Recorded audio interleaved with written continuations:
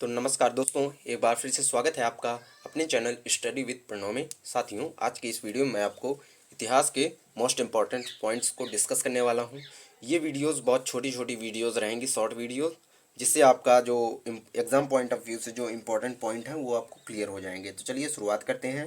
पहला चैप्टर है हमारा Indus valley civilisation, that is सिंधु घाटी सभ्यता। इसे सिंधु घाटी सभ्यता इसलिए कहा गया क्योंकि ये जो सभ्यता थी ये सिंधु प्रदेश के अंतर्गत बसी, और ऐसा माना जाता है कि ये जो सभ्यता थी ये उस जमाने की जितनी भी इसकी समकालीन सभ्यता थी उनमें सर्वश्रेष्ठ थी ये। तो जैसा कि यहाँ पे था, इसका जो भौगोलिक विस्तार था दोस्तों, वो जम्मू कश्मीर उत्तरी सीमा यानी मांडा से लेकर दैमाबाद महाराष्ट्र तक, और सुतकांगीडोर बलूचिस्तान से आलमगीर यूपी तक था। ठीक है, जैसा कि जान लेते हैं, ये कांस्य युगीन सभ्यता थी, और कांस्य युगीन सभ्यताएं, इसकी जो समकालीन सभ्यता थी वो हड़प्पा, मेसोपोटामिया, मिस्र और चीनी। जैसे कि आप इनकी लोकेशन देख सकते हैं कि कहाँ पर थी ये विकसित थी। तो चलिए आगे बढ़ते हैं। राजनीतिक जीवन कैसा था यहाँ पे? मोहनजोदाड़ो का जो शासन था वो राजतंत्रात्मक था। जी हाँ, राजतंत्रात्मक शासन था। इनमें जो धर्म की अत्यधिक महत्ता थी। ठीक है, और जो यहाँ पे घर बनते थे वो 1:2:4 के अनुपात में बनते थे। यानी कि घर की जो ईंटें होती थीं वो पक्की होती थीं। कैसी होती थी? पक्की ईंटें होती थीं। बहुत ही अच्छा वेल डिफाइंड स्ट्रक्चर्स कह सकते हैं उस जमाने में, जो इस सभ्यता में पाया जाता था। ठीक है, अगली बात कर लेते हैं। आर्थिक जीवन कैसा था यहाँ का? हड़प्पा में जो माप तौल प्रणाली 16 के गुणक होते थे। यानी कि हड़प्पा में जो माप तौल प्रणाली होती थी वो 16 के गुणक होते थे। पशुपालन और कृषि यहाँ का एक महत्वपूर्ण, आप कह सकते हैं, आर्थिक जीवन व्यापन करने का एक जरिया हो सकता था या था भी। गेहूं, जौ, राई, मटर, तिल, सरसों, कपास यहाँ की फसलें थीं। प्रमुख बंदरगाह कौन थे जिनसे हमारा जो व्यापार होता था? लोथल हो गया, रंगपुर हो गया, सुतकोटदा हो गया और प्रभास पाटन हो गया। सिंधु सभ्यता के लोगों को यूनानियों ने सिंडन नाम दिया था। जैसे कि आप सभी जानते हैं कि ये सिंधु घाटी सभ्यता के जो लोग थे, इनको जो यूनानी व्यापारी थे उन्होंने इनको सिंडन नाम दिया था। प्रमुख खाद्यान्न यहाँ के कौन कौन से थे? गेहूं और जौ। अर्थव्यवस्था जान लेते हैं कि उस टाइम की अर्थव्यवस्था कैसी थी। लोथल से क्या मिले हैं? चावल की भूसी के साक्ष्य मिले हैं।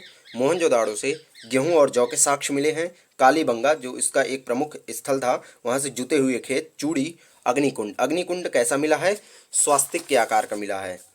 यानी कि ऐसा सा कुछ स्ट्रक्चर था उस अग्निकुंड का। सॉरी, ये यहाँ से ऐसा था कुछ स्ट्रक्चर, ऐसा था, आप देख सकते हैं, ऐसा था कुछ स्ट्रक्चर था वहाँ का। ठीक है, प्रमुख धातु कौन कौन सी थी? तांबा, कांसा, सोना, चांदी। ध्यान दीजिएगा, इस टाइम पे लोहा नहीं था, लोहा नहीं था, तो लोहे से बने जो उपकरण भी नहीं थे। मनके की यहाँ से क्या मिला है? मनके यानी कि जिसे हम मोती कहते हैं। मोती कहाँ से मिले हैं? मोती मिलने के साक्ष्य लोथल और चंदूदड़ो। विश्व में सबसे पहले सूती वस्त्र मोहनजोदाड़ो से जाते थे। बदखसा से लाजवती मणि। मेसोपोटामिया को लोग हड़प्पाई सभ्यता के लोगों को मेलुहा कहते थे। मेसोपोटामिया के जो लोग थे वो हड़प्पाई सभ्यता के लोगों को क्या कहते थे? मेलुहा कहते थे। प्रमुख पशु कौन से थे? कुबड़ वाले बैल, भेड़, बकरी, हाथी, भैंस, गधे व सुअर व कुत्ते थे। पहली अर्बनाइजेशन ऑफ द वर्ल्ड, यानी कि ये पहली अर्बनाइजेशन यानी कि शहरीकरण, विश्व का पहला शहरीकरण कहाँ पे हुआ था? ये हुआ था सिंधु घाटी सभ्यता में। राजस्थान के पास जो पैमावाड़ है वहाँ से इक्का गाड़ी के साक्ष्य मिले हैं। सामाजिक जीवन कैसा था यहाँ पे? जैसा कि सामाजिक जीवन को जानने के हमारे पास 3-4 पहलू हो सकते हैं। जैसा कि वहाँ पे भेदभाव होता था कि नहीं होता था, जातिवाद था कि नहीं था, पहनावा कैसा था, वहाँ की वर्ण व्यवस्था कैसी थी, और महिलाओं की स्थिति और साज सज्जा कैसी थी। व्यापार और कृषि को भी जान लेते हैं। जैसे श्रमिक, शिल्पकार, कृषक, कुम्हार यहाँ की प्रमुख व्यापार और कृषि की जो पहलू थे वो थे। ठीक है, महिलाओं की स्थिति अच्छी थी। कैसे पता किया जा सकता है? क्योंकि महिलाओं की स्थिति मूर्ति मिली हैं, सबसे ज़्यादा महिलाओं के आधारित मूर्ति के साक्ष्य मिले हैं। ठीक है, साज सज्जा, चन्हूदड़ों से लिपस्टिक के साक्ष्य मिले हैं। जी हाँ, आप इसको याद कर लीजिएगा, ये आपकी एग्जाम पॉइंट ऑफ व्यू से बहुत ही इंपॉर्टेंट है। सभ्यता की बात कर लेते हैं। आंशिक समाधान होता था, यानी कि पूरा जलाया नहीं जाता था, आंशिक समाधान होता था। पूर्व शवाधान भी होता था और दाह संस्कार के भी साक्ष्य मिले हैं यहाँ पे। घरों की स्थितियों की बात कर लेते हैं। घरों में क्या क्या था? घरों में शौचालय था, रसोई घर था, नाली थी। यानी कि उस जमाने में आप देख सकते हैं कि लोगों की जो सोच थी वो कितनी डेवलप थी। सड़कें जो थी वो एक दूसरे को 90 डिग्री पर कट करती थी, यानी कि समकोण पर विभाजित करती थी सड़कें। तो आप सोच सकते हैं कि कैसी उस जमाने की स्थिति थी। सबसे ज़्यादा प्रचलित विधि द्रव मोम विधि, किसके लिए? सभ्यता यानी कि दाह संस्कार करने के लिए। इस समय घर एक मंजिला होते थे, यानी कि एक मंजिला घर होते थे, बहुमंजिला घर नहीं होते थे।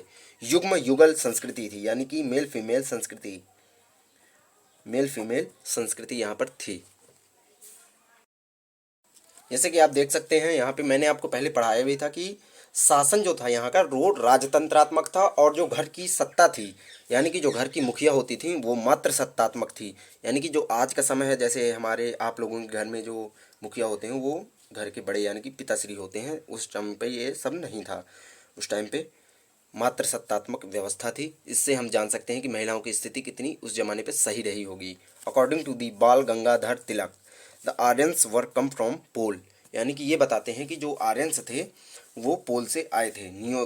घर नियोजन की जो वो थी वो कैसी थी? वो आज के आप समाज से देख सकते हैं कि जो निम्न वर्ग हैं वो आज आप देख सकते हैं कि नीचे रहते हैं, और जो उच्च वर्ग हैं वो ऊपर रहते हैं। ठीक है, तो ऐसा ही कुछ वहाँ पर घर नियोजन की सुविधा थी। ठीक है, लोथल, बनावली, कालीबंगा, अग्निकुंड के साक्ष्य मिले हैं। ये आप याद कर लीजिएगा, इनकी नोट्स बना लीजिएगा, जिससे आपको रिवीजन करने में आसानी रहेगी।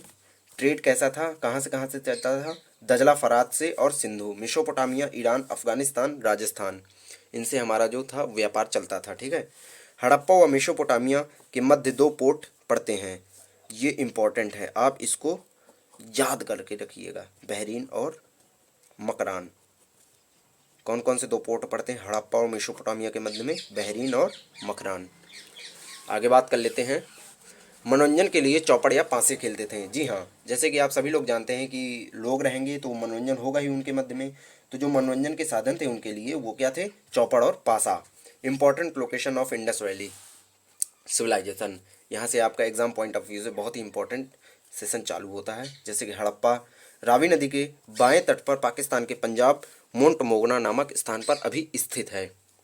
मोहनजोदड़ो लड़काना जिले में, चन्हूदड़ो पाकिस्तान में, लोथल गुजरात दक्षिण भोगवा नदी के किनारे स्थित है, और राखीगढ़ी हरियाणा हिसार जिले में, कालीबंगा राजस्थान गंगानगर जिले झज्जर नदी के बाएं तट पर, धौलावीरा गुजरात कच्छ भचाऊ में स्थित है।